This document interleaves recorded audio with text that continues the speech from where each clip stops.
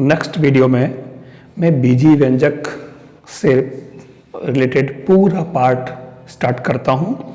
तो बीजीय व्यंजक में यानी कि एल्जेब्रिक एक्सप्रेशंस, इसके अंदर सबसे खास बात है चर, जिसको हम लिखते हैं एक्स वाई जेड से, इस पे डिनोट करते हैं।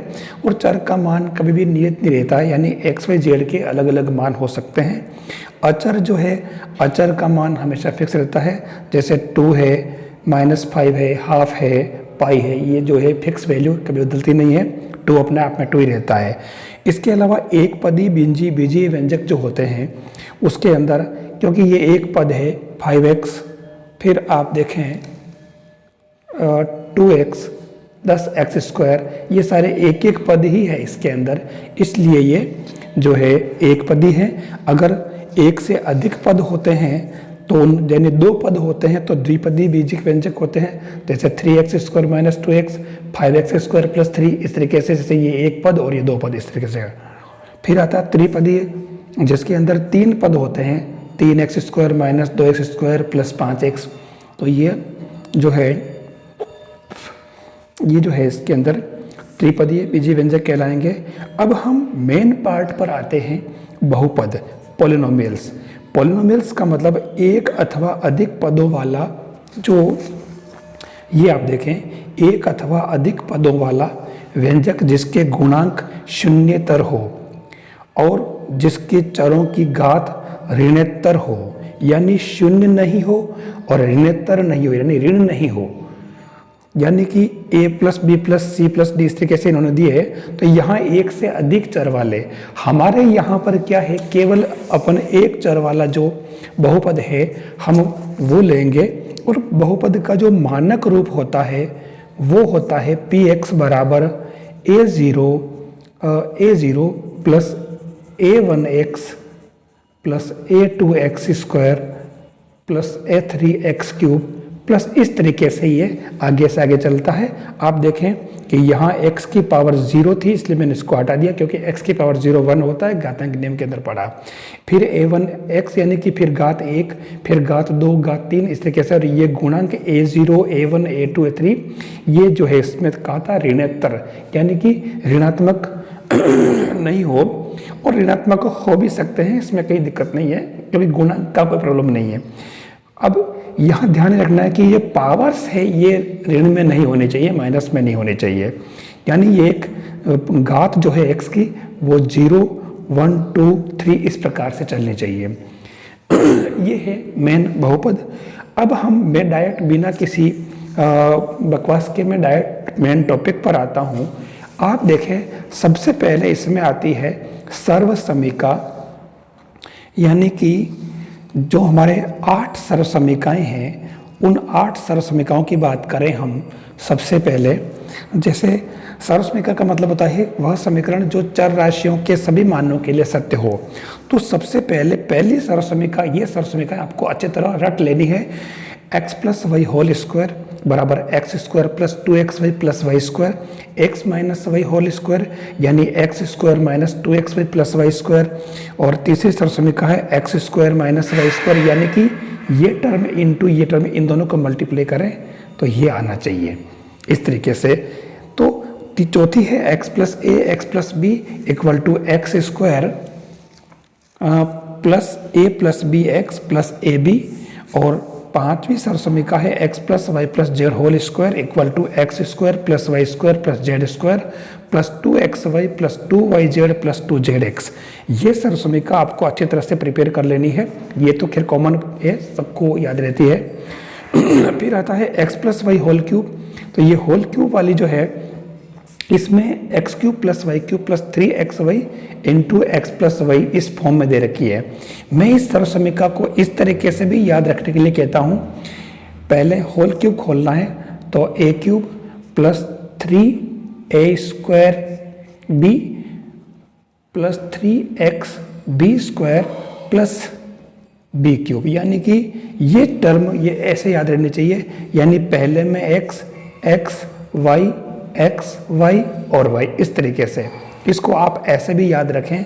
ऐसे ही आप सेकंड वाली है तो इसको भी आप ऐसे ही याद रखें कि पहला का क्यूब प्लस 3 इंटू पहला इंटू दूसरे का स्क्वायर, या पहले इसका स्क्वायर करें फिर प्लस 3 इंटू पहला इंटू दूसरे का स्क्वायर फिर प्लस दूसरे का क्यूब, यानी यहाँ x और ये minus y, x minus y और माइनस वाई, यहाँ से ये क्योंकि ये माइनस वाई था तो इन दोनों को इसी तरीके से अपने को सोल्व करना है।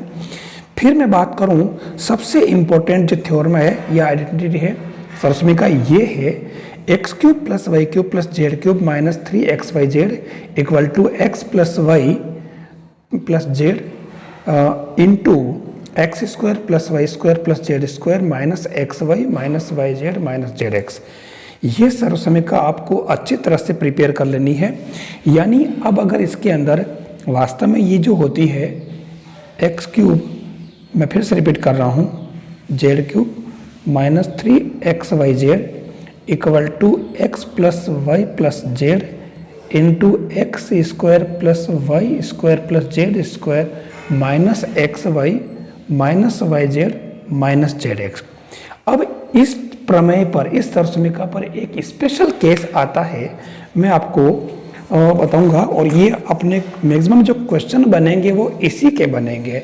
आप देखें ये जो सर्वसमीका है, अगर इस सर्वसमीका के अंदर खास स्पेशल केस है, ये स्पेशल केस, ये स्पेशल केस बहुत ही इंपॉर्टेंट है कि x plus y plus z अगर जीरो है इसके अंदर, अगर x plus y plus z अगर जीरो है तो उस केस में आप देखें कि x cube plus y cube plus z cube minus 3xyz, आप देखें ये जो टर्म है पूरी की पूरी जीरो हो जाएगी।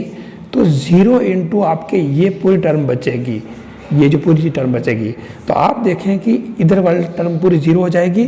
तो आपके इधर ये x cube plus y cube plus z cube minus 3xyz equal to zero, यानी कि x cube plus y cube plus z cube equal to 3xyz। ये एक खास रिजल्ट हमें मिलता है।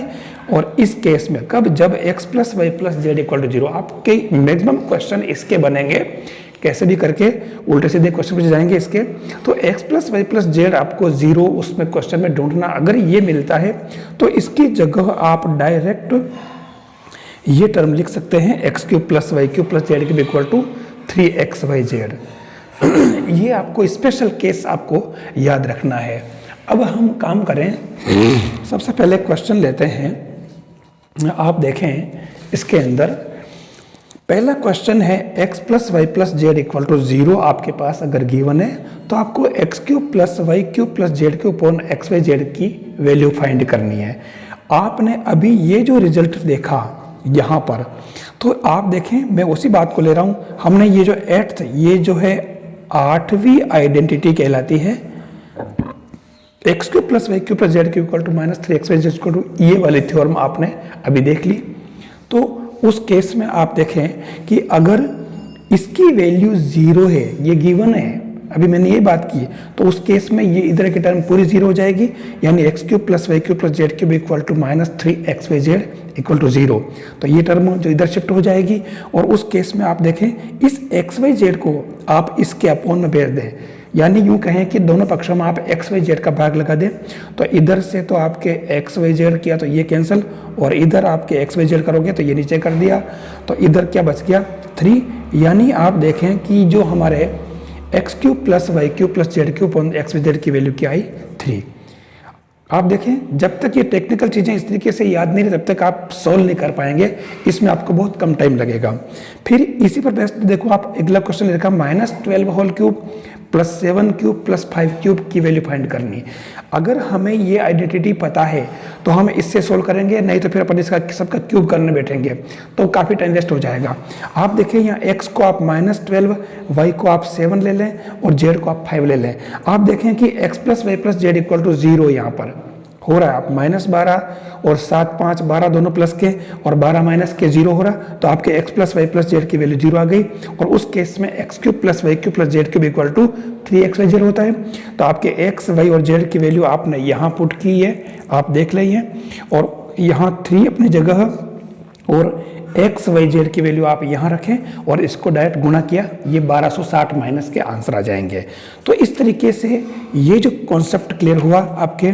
फिर अगली जो चीज़ आ रही है, आप देखें इसने कहा x+1 अगर बहुपद 2x³ plus 8x² plus 3x plus k का एक गुणनखंड है, ये वाला इसमें पैटर्न बनता है, हमेशा आप याद रखें।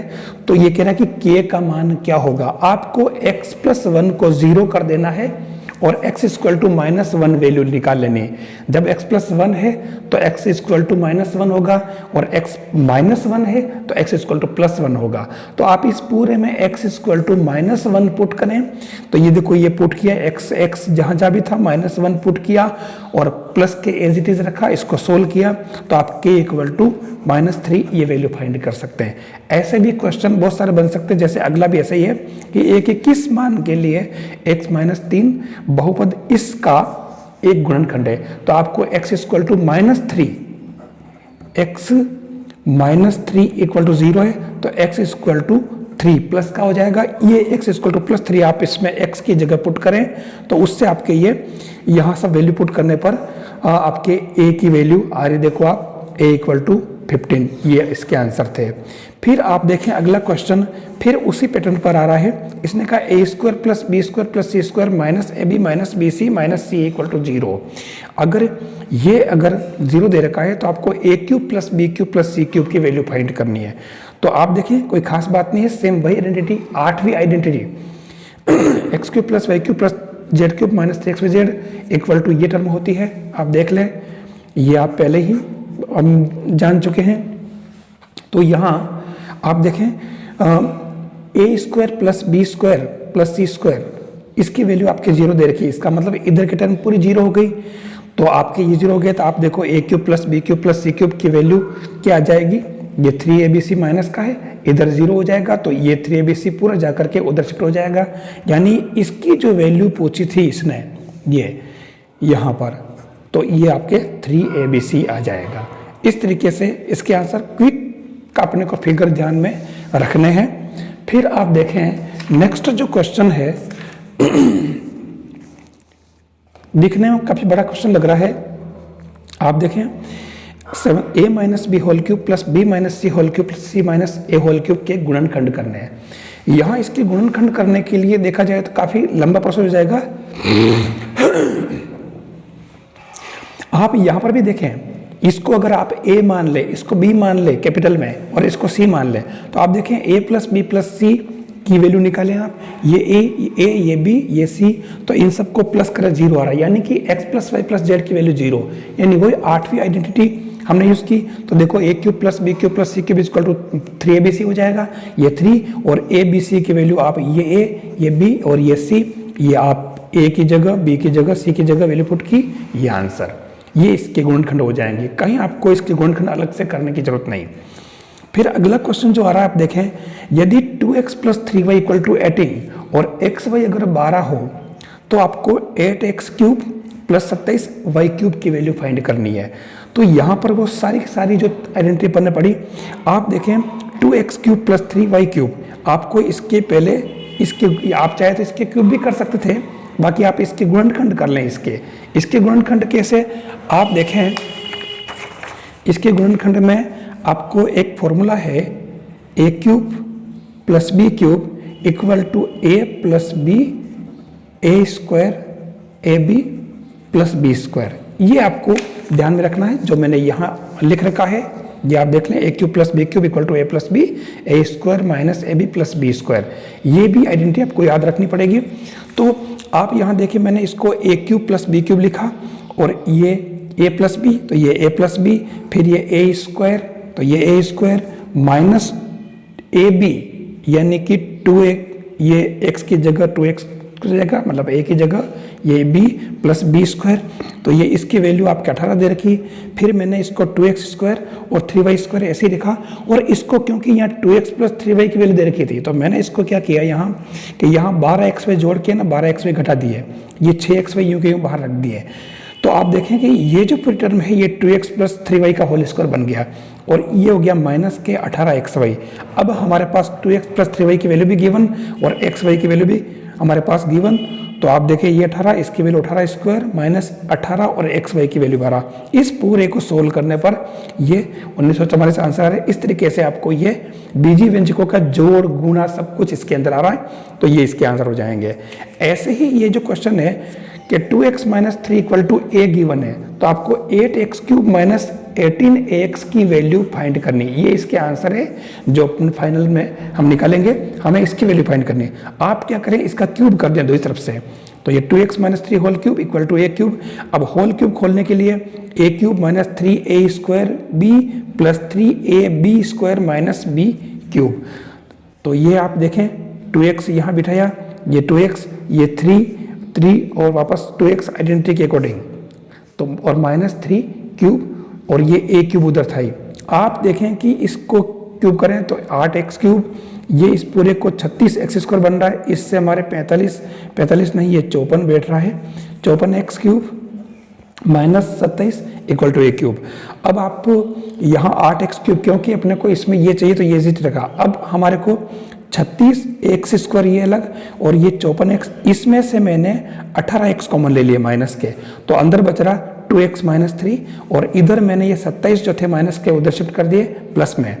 अब आप देखें ये 8x क्यूब और 18x क्यूब मैंने कॉमन लिए, तो ये जो हमारा पूरा a बन रहा है, हमने ये जो पूरा आप देखो ये a बन गया, तो ये 2x माइनस 3 को हमने a लिख दिया, यानी 8x क्यूब माइनस 18xa जिसकी वैल्यू फाइंड करनी थी वो a क्यूब प्लस 27। ये इस तरीके से हमारे को इसके क्वेश्चन बनेंगे, आपको इसके अंदर सोल्व करना है। अब यहाँ आप देखें फिर से उसी तरीके से वापस आ रहा है। आप देखें क्वेश्चन नंबर 10, यहाँ इसने पूछा a square minus b square का whole cube plus b square minus c square whole cube plus c square minus a square whole cube upon a minus b whole cube plus b minus c whole cube plus c minus a whole cube, इसकी value find करनी है। आप देखें मैंने क्या किया, इस पूरे को a, इसको b और इसको c लेट कर लिया। आप देखें कि फिर इनको प्लस किया, a प्लस बी प्लस सी करें तो ये पूरा 0 आ रहा है, और उस केस में आपके a cube plus b cube plus c cube जो आता है वो 3abc आ जाता है इसकी वैल्यू। तो आप देखें कि आपको इसके गुणनखंड तो हो गए ऊपर वाले के, तो 3 इंटू ए बी सी की वैल्यू मैंने पुट कर दी, और उसके बाद में मैंने हर लिया, हर के अंदर भी मैंने इसको capital X capital Y capital Z मान लिया, यहाँ पर इसको X इसको Y और इसको Z ले लिया। तो यहाँ x cube plus y cube plus z cube देखें, तो यहाँ पर भी आप a plus b plus c करेंगे तो 0 आ रहा है, वापस a plus b plus c equal to 0, यानी कि x cube plus y cube plus z cube equal to 3 XYZ, यानी कि x y और z। आप देखें दोनों की वैल्यू निकाली। अब इसको अपन डिवाइड करें, यानी इसके अपॉन में अगर ये रखें तो इसके फैक्टर करोगे आप यहाँ पर, तो a plus b a minus b, b plus c minus c, c plus a c minus a, तो इससे एक टर्म कट जाएगी, 3 से 3 कटा, यानी कि फाइनल आंसर क्या आया, a plus b, b plus c into c plus, ये इसके आंसर आ जाएंगे। इस तरीके से आप ये कर सकते हैं।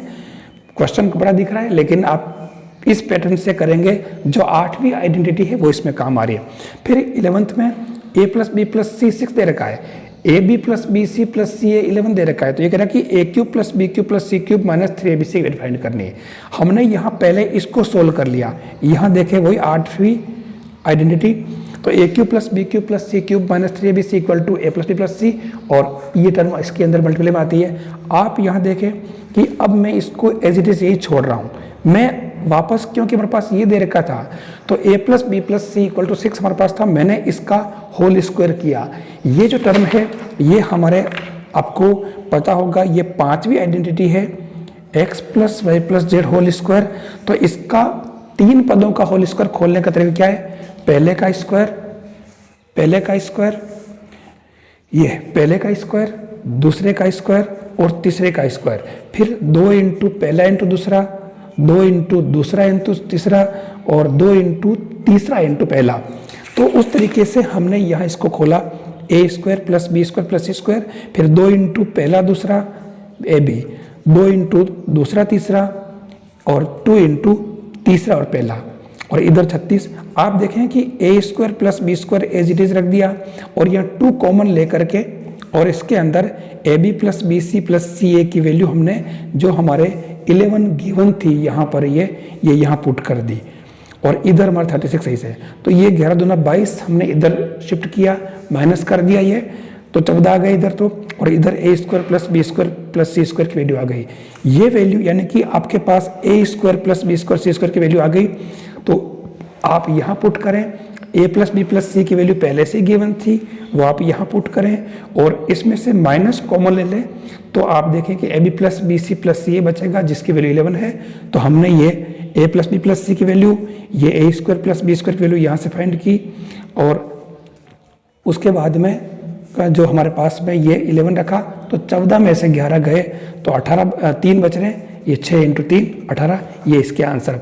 आपको इसको पूरा उस 8वीं आइडेंटिटी को कंप्लीट याद रखना है, उसको तोड़ मोड़ के कैसे भी सेट करना आपको आना चाहिए।